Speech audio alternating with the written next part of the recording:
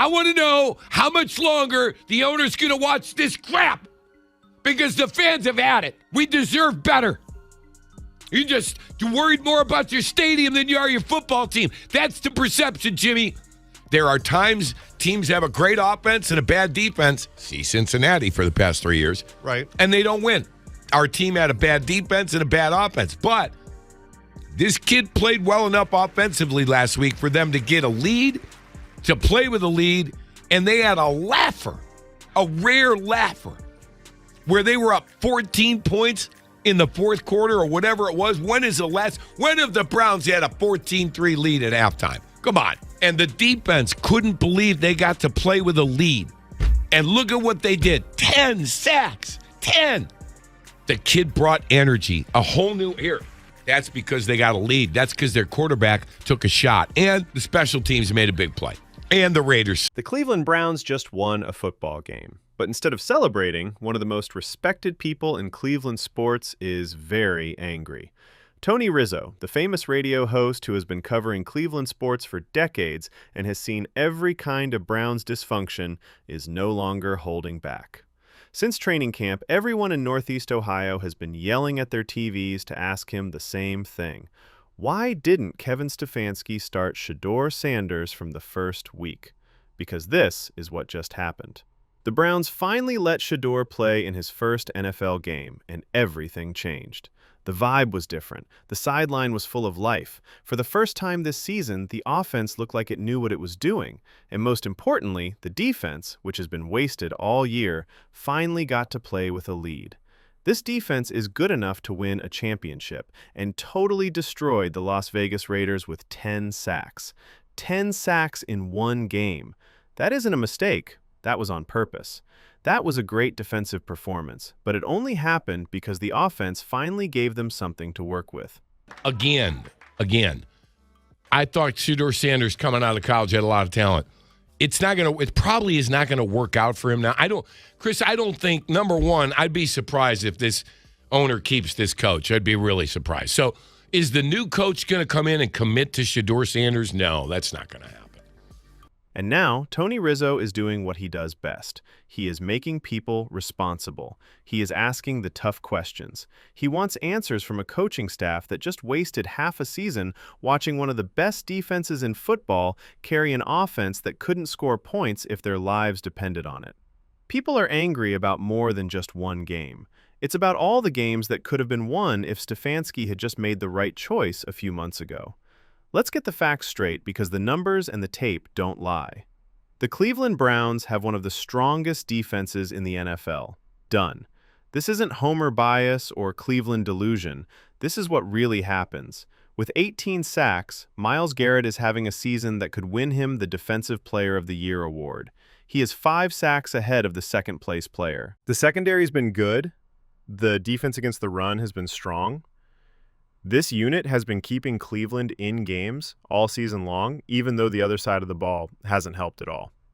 But this is what was missing.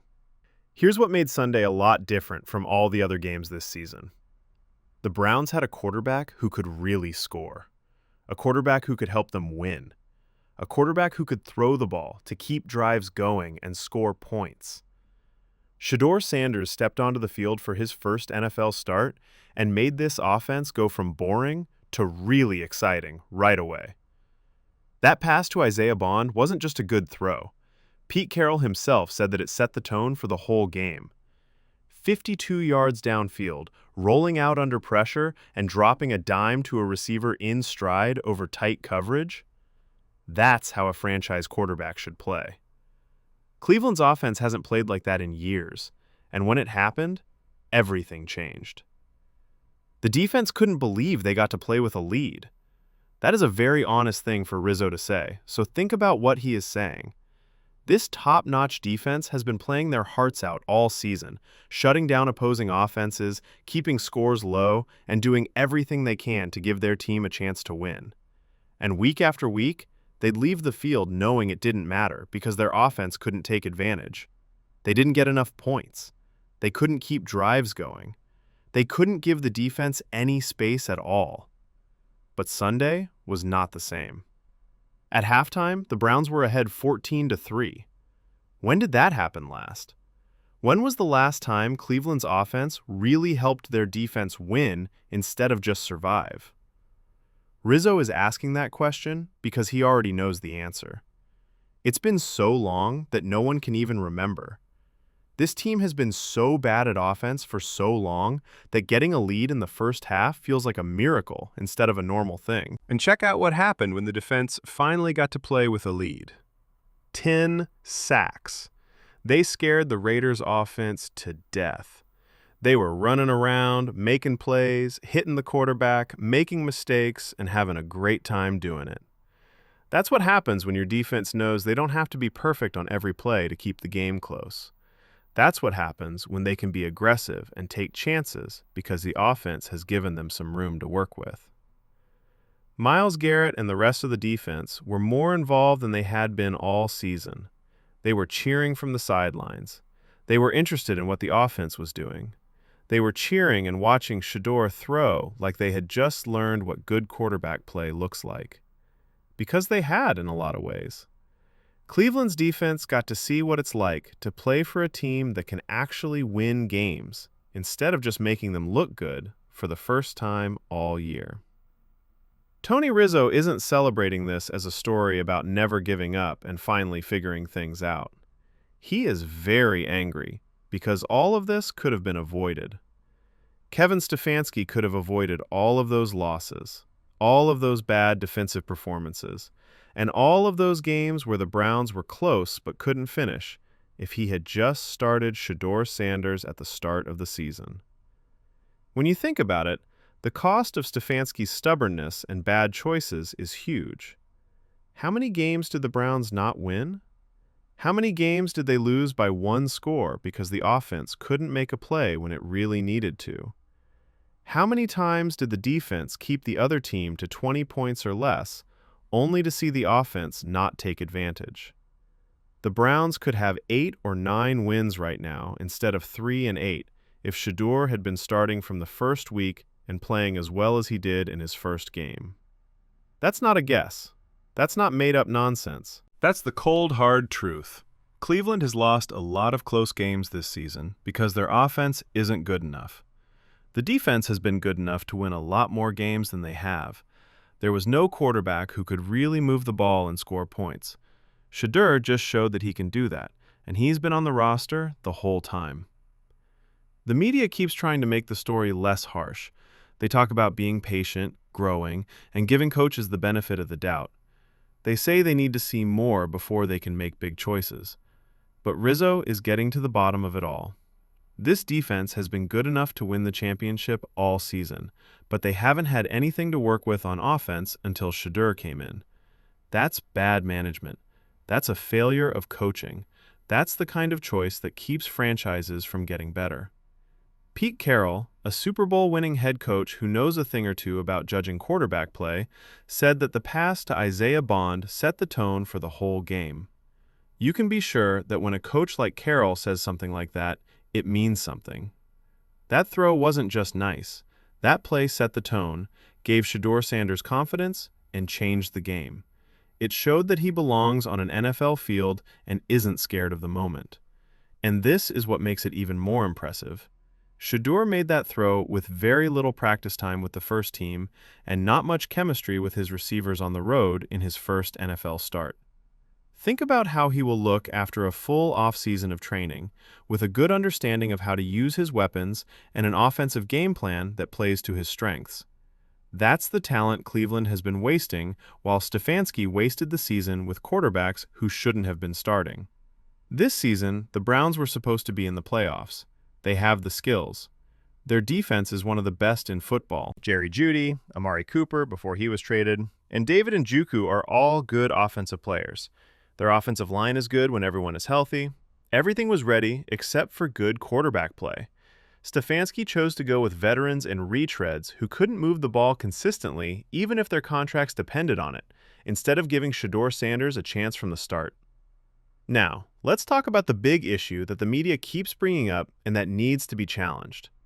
Even though Shadur had a great first game, Multiple reports say that Cleveland's front office is still planning to draft another quarterback in the first round of the 2026 NFL Draft. Rizzo is calling it what it is. This is complete and utter nonsense. Why would you draft another quarterback when the one you just put on the field looks like he could be your franchise player? Shadur didn't just play the game in his first game. He threw the ball like a real NFL player. He brought a lot of energy and excitement. For the first time all season, he made the offense fun to watch. After throwing an interception, he stayed calm and strong in his mind. He did everything a young quarterback should do in his first game. Cleveland's answer is to already be making plans to draft his replacement. For more than 20 years, this franchise has been in quarterback hell because of problems like that. This is what makes Browns fans and people like Rizzo so mad. They've watched this team go through quarterback after quarterback for years. Shador Sanders was there the whole time. He was on the list. He was ready to help. He was getting ready and waiting for his chance. Stefanski chose to ignore him and go with options that were clearly not working. The cost wasn't just losing games. It was a waste of a whole season for an elite defense in its prime.